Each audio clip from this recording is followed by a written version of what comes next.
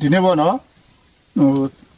ပေါ်တာဆွဲခံရတဲ့စက်တက်ကနေပြီးတော့မတရားပေါ်တာဆွဲခံရတဲ့ညီလေးတယောက်ပေါ့နော်ပြန်လွတ်လာတဲ့အချိန်မှာကျွန်တော်တို့ပြတူထုတ်လို့တက်ဖွဲကနေပြီးတော့လက်ခံပေးထားတာပေါ့အဲ့ဒီညီလေးဘလူတွေလွတ်လာတဲ့ဘလူတွေပေါ်တာဆွဲခံရတယ်ဆိုတော့ကျွန်တော်တို့အင်တာဗျူးလေးတစ်ချက်လောက်ကြည့်ကြည့်အောင်ပေါ့နော်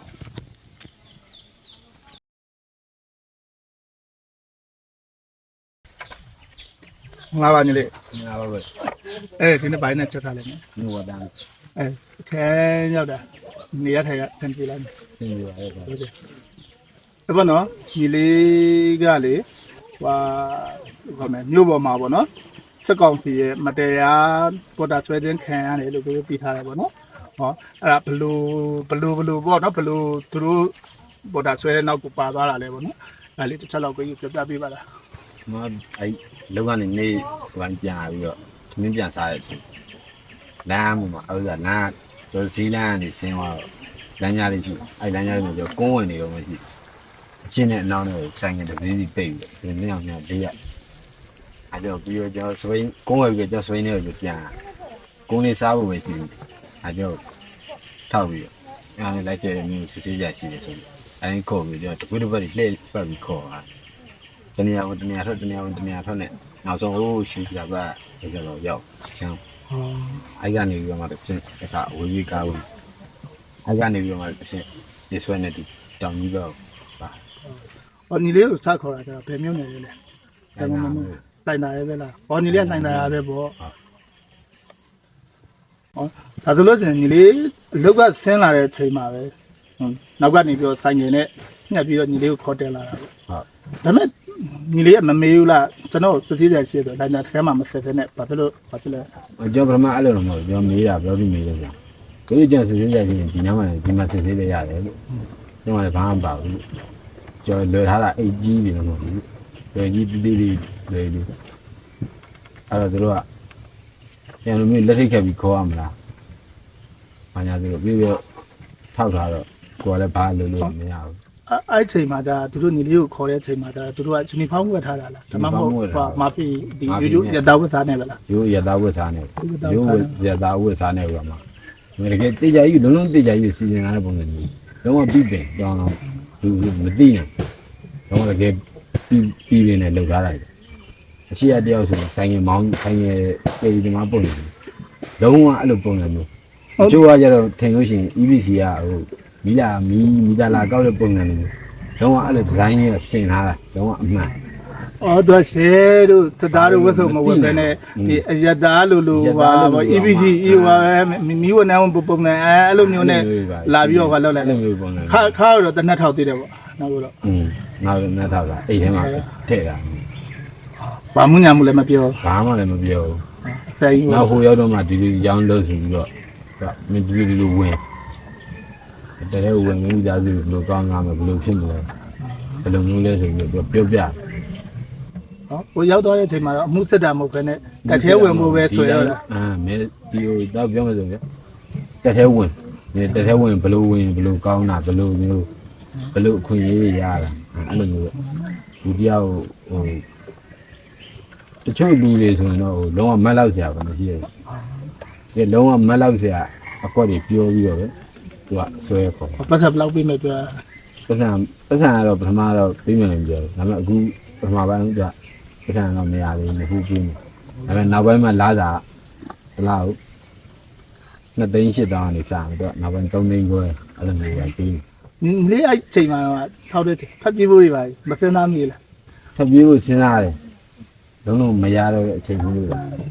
ပြန်လှဲလို့လည်းမရဘူး4ယောက်တော့ဒီဘက်နဲ့ဟိုဘက်ညှက်ထားတယ်ဟောဘယ်ညာညှက်လိုက်တာပေါ့စင်းအောင်ညှက်တာဘယ်ညာစင်းအောင်ညှက်ထားတယ်ညှက်လိုက်တော့နောက်ပြန်ဆုံးမယ်ဆိုရင်နောက်ကညောင်းနေပဲရှိတယ်နောက်ကပြန်ဆုံးနေတာရှိတယ်တူလို့များတယ်ဒါဆိုလို့စင်ညီလေးကဘယ်ထိရောက်သွားတာလဲသူတို့နဲ့တူဘယ်ထိရောက်သူတို့နဲ့တူအိုက်ကနေကြောက်စားခေါ်တဲ့နေရာနေပဲဆင်ရှိတာဒီကတက်ဝင်းနေအဲ့တက်ဝင်းနေကနေပြီးတော့နောက်တော့ခဏနာအမှထိုင်ပြီးတော့စကားပြောပြောဆွဲတာပေါ့အမှထိုင်ပြီးဆွဲပြီးသွားနေဟောလို့ဒီရလုံးနဲ့ပြေးရတော့ခါဝီးပြီးကားကြီးသွားပြီးတော့ဒီဆွဲကားနဲ့တောင်ကြီးကြီးဟောအဲ့တော့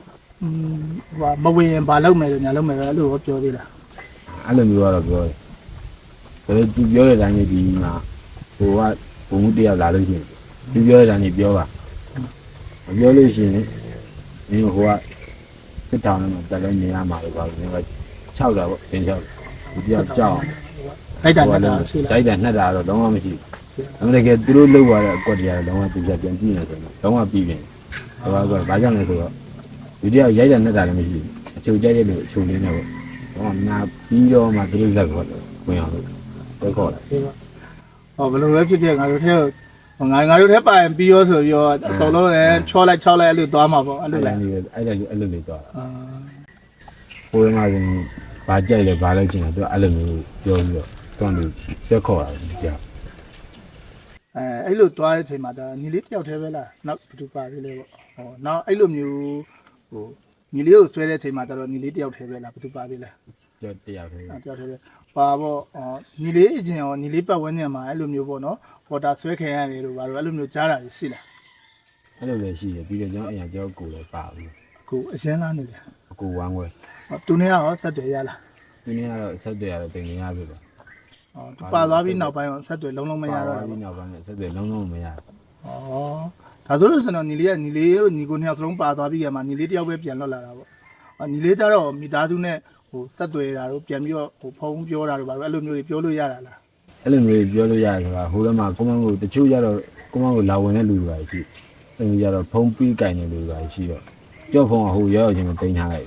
ဘူးတင်ထားလိုက်တော့ဖုန်းပြီးကင်တဲ့လူတယောက်ခင်မြောင်ပေါင်းလိုက်ရတာပေါ့သူတို့ယုံကြည်နဲ့ပေါင်းပြီးတော့ပထမဆုံးကြောက်ဖုန်းနံပါတ်နဲ့ကျွန်တော်စပြီးတော့ဒီခေါ်ပြပြီးတော့ကျွန်တော်အတန်ကြီးပြောလိုက်ပြီးတော့မှနောက်ပိုင်းအဲ့လူတယောက်ကူညီတောင်းပြီးတော့ဒီလူကြောင်းမှာဆိုပြောပြီးတော့သူကလည်းအစဉ်ပြေတာနဲ့ကူညီပေးတာနဲ့သူ့ချီကနေပြီးတော့အကူညီနဲ့ပဲသူဖုန်းပြောပြီးတောက်ချက်သူခေါ်ပြီးတော့အမေတို့လိုက်လာတဲ့အထိသူကပြောပြီးဘယ်ထိလိုက်လာပြောမှာ ညီလေးကမိသားစုကတော့အခုကညီလေးဟိုဘက်ကနေပြီးတော့ပြန်ပြီးလွတ်လာတာကြတော့ညီလေးကထွက်ပြေးလာလို့လွတ်တာလားဒါမှမဟုတ်မိဘတွေကအဲ့လိုမျိုးလိုက်ထုတ်တာလား လိုက်ထုတ်တာ လိုက်ထုတ်တာပတ်သက်နေပါရောပြေးရသေးလားညီလေးထုတ်ဖို့တော့ အဲ့ဒါကတော့ကျွန်တော်လည်းမသိဘူးဘာလို့ဆိုတော့လူကြီးချင်းချင်းပဲတွေ့ပြီးတော့ပြောတာဆိုတော့အဲ့ပိုင်းကျတော့ကျွန်တော်မသိလိုက် ပြန်လာတော့ညီလေးဖုန်းနေပါပြီပြန်ရလာလား ပြန်လာတော့ဖုန်းတွေပါတော့ပြန်ရတယ်ဖုန်းတော့ပြန်ပေးလိုက် ပြီးတော့ညီလေးပါသွားတဲ့ပတ်သက်နေပါရောအဲ့လိုမျိုးပြန်ရလာ ပါသွားတဲ့ဆက်မှာကျန်တဲ့ဟာတွေပါရောဘာပြန်မရတော့စပိန်နဲ့ပေါက်တွေပေါ်ပန်းနဲ့ကျန်တာရောဘာမှမပြန်မရတော့ ဖုန်းတစ်လုံးမရ အဲ့ တော့ ဖုန်းလေးလုံးမပြန်ရတယ် ဟိုအဲ့မှာရောက်သွားတဲ့အချိန်မှာဟိုမှာတောင်ကြီးကိုရောက်တဲ့အချိန်မှာညီလေးလိုပဲပေါ်တာဆွဲခံရတယ်ဆိုတဲ့လူတွေတွေ့ခဲ့လား ရှိလားအရှူရှူကတော့ရှိတာတော့ရှိတာဘာလို့ဆိုတော့အရှူရှူကတော့သူ့ဟာသူလှုပ်ရထားရတဲ့ပုံစံမျိုးမပြောကြဘူးတော့ အတူတူကညီလေးလိုမျိုးအခုမှအသေးရောက်တယ်ပေါ့နော်အဲ့လိုမျိုးရောက်တယ်ဆိုတဲ့လူကဘယ်လောက်လောက်တွေ့ခဲ့လဲ အားလုံးပေါင်း17ယောက် 17ရောက်လောက်တောင်ကြီးတနေရာထဲမှာပဲ17ရောက်လောက်ရှိတာပေါ့နော်ညီလေးတို့အဲ့ဒါကြတော့ဟိုတောင်ကြီးမှာကြတော့ဘာလုပ်ရမယ်လို့ပြောပြီးထားရလဲ အမှတော့ပြောတာပေါ့ဟိုကိုအားတန်ဟာကိုလောက်ပေါ့သူတို့ကဒါကတော့သူတို့လောက်ပေါ့ရေပြောရင်တော့မင်းတို့ဟိုရှင်းတန်းတော့ဟိုကလုတ်တရားလုတ်တယ်သူတို့ကခိုင်းပူပါကြိုက်တယ်မင်းကဘယ်အောင်အားတန်လဲကားမောင်းတာအဲ့လိုမျိုးသူကချော့ပြီးတော့စာခေါ်တယ်အဲ့တိုင်းပြောပြီးခေါ်မင်းဟိုရဲထည့်ပြီးနေထည့်ပြီးပြောသူတို့လုတ်ချင်တယ်လို့မျိုးလုတ် ဟိုညီလေးကိုပြောတာတော့ကားမောင်းခိုင်းမယ်တို့ဘာလောက်ခိုင်းမယ်တို့အဲ့လိုပြောပြီးတော့ဒါပေမဲ့သူတို့ကတော့သူတို့ပို့တဲ့နေရာပို့လိုက်တာပဲ သူတို့အဲ့ဒါသူတို့ပူကျင်နေပူလိုက်တာပေါ့အဲ့ကျွန်တော်ရောက်ပြီးတော့ပဲ2ရက်3ရက်ကျွန်တော်ဆက်အရင်1ရက်2ရက်စောပြီးရောက်နေလူတွေပေါ့ စီတယ် အားလုံး17ယောက်ကလည်းဟိုမကြသေးဘူးပေါ့ရောက်တာကိုလုံးအဲ့တော့ကိုလုံးမျက်နှာကြီးကြည့်လိုက်မယ်ဆိုကိုလုံးလည်းချောချူနဲ့ရောက်လာတဲ့လူတွေတယောက်မှသိရှိနေမှာအားဆိုတော့တချို့ကကြတော့မိဘကိုယ်တိုင်လာထည့်တာစိုးလို့တချို့ကကြတော့လည်းဟိုဒီလိုစွဲခံရတာမျိုးပါတချို့ကကြတော့ပစ္စံတယ် ဒါဆိုလို့ဆိုရင်သူတို့မလုံးပေးတာကိုမှတ်ပြီးဝင်တဲ့လူလည်းတွေ့ခဲ့ရတာပေါ့ ရှိတာ ဟွာပေါ်တာညီလေးလိုပေါ်တာဆွဲခံရတဲ့လူတွေ တ လည်း ချို့ ပါ ပေါ် တော့ လာဆုံးခံရတဲ့လူတွေရှိတယ်တချို့မလုံးပေးဝင်နေတယ် ဒါဆိုအဲ့ဒီကနေပြီးတော့ညီလေးမိဘတွေကပြန်လာခေါ်တယ်ပေါ့နော်မပြရကြီးဖြစ်တယ်မပြရကြီးပြန်လာခေါ်တယ်ပြန်ရောက်လာတယ်ပေါ့အေးကိုပြန်ရောက်လာတယ်အဲ့လိုပြန်ရောက်လာပြီးတော့အခြေအနေကနေပြီးတော့ကိုတို့ဒီပေါ့နော်တော်လိုင်းကိုတို့လိုတော်လိုင်းတပ်ဖွဲ့တွေလာဖို့อ่ะဟော ဘလို့စိတ်ကူးမျိုးနဲ့ဘလို့အဆက်အသွယ်မျိုးနဲ့ရောက်လာလဲပေါ့နော် ဆက်တယ်တော့ဒီထဲမှာအကူတရားရှိ ဒီဒေါ်လာရင်းထဲမှာပဲညီလေးအကူရှိအရှင်းလား အရင် ဒါဆိုညီလေးပေါ်တာမဆွဲခဲ့ငင်နေရညီလေးရဲ့မိသားစုကညီလေးရဲ့အကူကဒါဒေါ်လာရင်းရဲပေါ့ဒေါ်လာရဲပေါ့ဒါဆိုရင်ကိုရဲ့ဆက်သွယ်မှုနဲ့ပဲ အကူနဲ့ဆက်တယ်မှုနဲ့ပဲဒီလမ်းကြောင်း ဒီကိုရောက်လာတာပေါ့ ရောက်လာ ဒါဆို ကိုကလည်းဆိုရပဲဒီတော့လာခြင်းနဲ့ပဲဒါပေမဲ့ကိုခက်ခဲနေတဲ့ကိုမိုးရဒီလာလို့အဆင်မပြေအားကြောင့်လို့လား ညီလေးပေါ့နော်တောင်ကြီးမှာညီလေးနဲ့ကြုံပေါ့နော်တွေ့ခဲ့တဲ့လူတွေနဲ့ပေါ့နော်စကားတွေပြောပြလာဘယ်လောက်ထိရင်းနှီးမှုရခဲ့လဲပေါ့နော် ရင်းနှီးမှုကတော့အများရခဲ့ပါစကားလည်းပြောခဲ့ဒီသားစုကြောင်းနေပါဘူးပြောခဲ့အဲ့ချိန်မှာပေါ့ရောက်လာတဲ့ချိန်မှာညီလေးလိုပဲသူတို့ရဲ့စိတ်ခံစားချက်ကဘယ်လိုတွေမြင်လဲသူတို့ပျော်နေလားဒါမှမဟုတ်လို့ဆင်က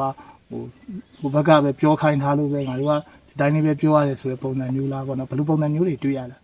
ပေမဲ့သူတို့မြုံထဲမှာတော့ပျော်ရွှင်မှုတော့မတွေ့ရဒါပေမဲ့သူတို့ရုပ်မှာတော့ပြုံးပျော်နေတာဘာလို့လဲဆိုတော့သူတို့အပေါ်ကပြောထားတဲ့စကားလုံးတွေကြောင့်သူအဲ့လိုဖိထားတော့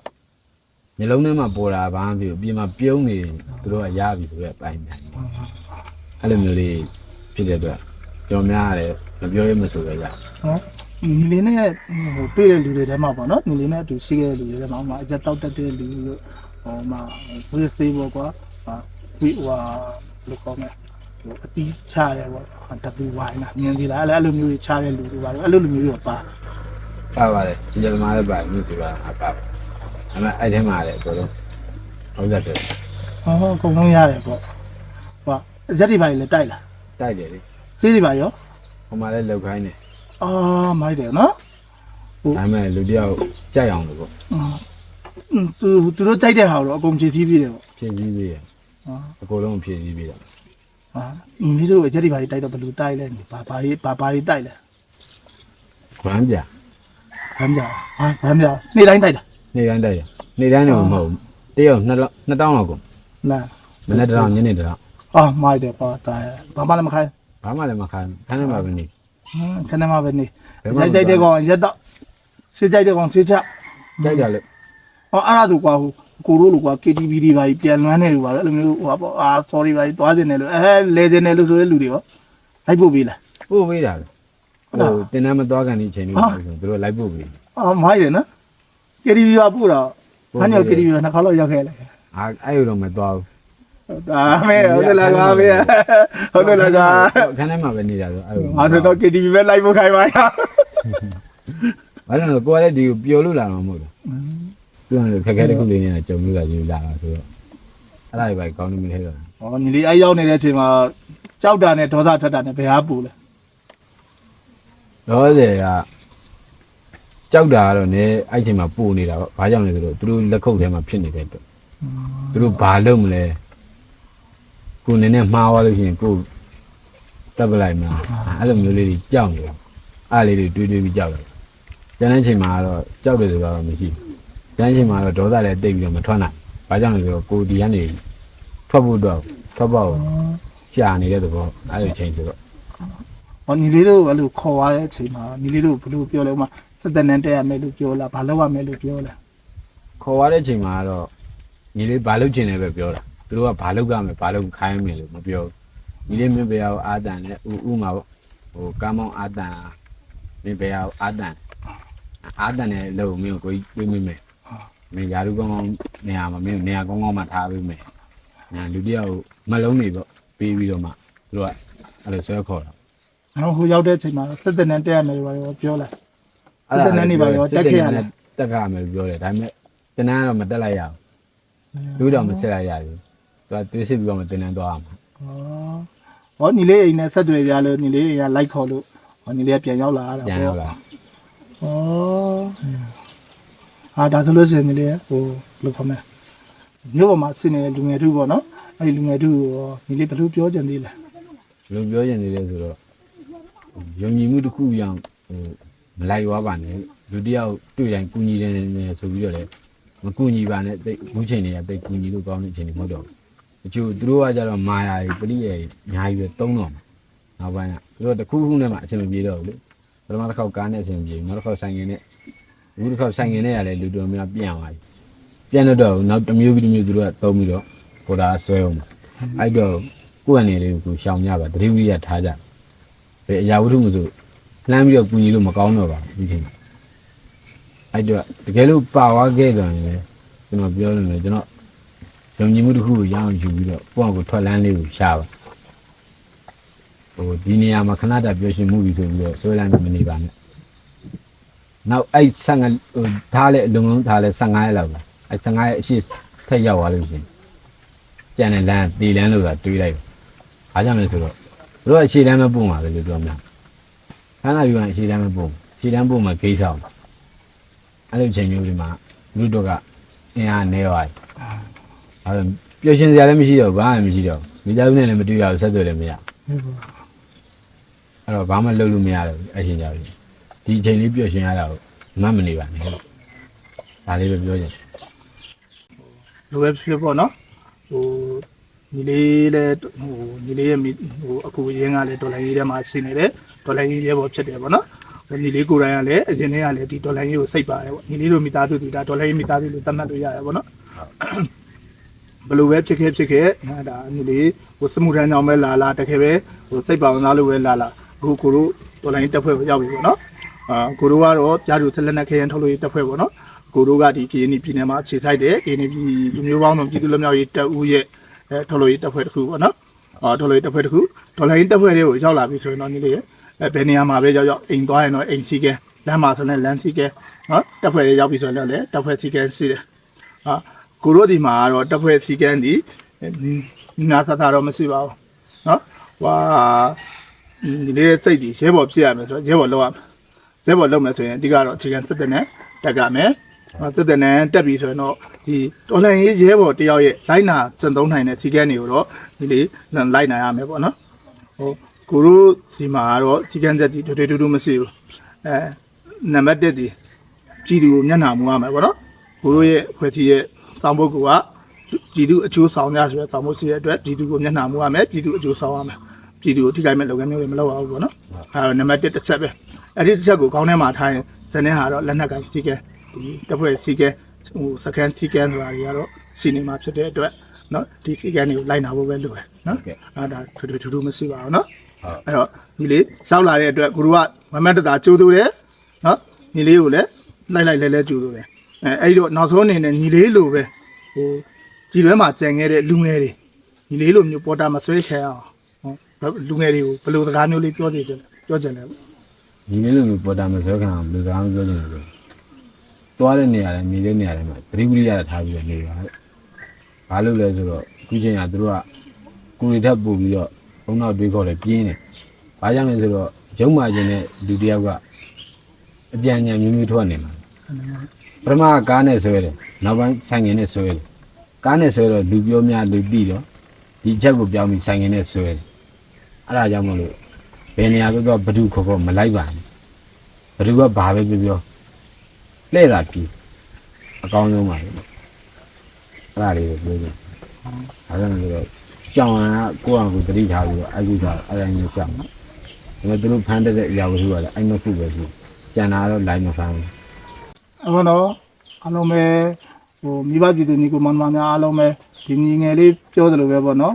ဟိုဒီညီငယ်လေးလိုမျိုးပေါ်တာမပေါဟိုသာတတိသွားတတိလာတတိနဲ့အမြဲတမ်းတတိ3ရက်ခက်ပြီးတော့စင်စင်သွားနေနိုင်နေပါသေးလို့ပြောဆိုရင်ပေါ့နော်အားလုံးပဲကြားမှာကြပါသေးတော့ကျွန်တော်ဒီဗီဒီယိုလေးကိုညီကုန်း6ပါတယ်ခင်ဗျာကျွန်တော်တို့ရဲ့ဒီ YouTube channel လေးကို like and subscribe လုပ်ခဲ့ပေးဖို့လဲတောင်းဆိုလိုပါတယ်ခင်ဗျာ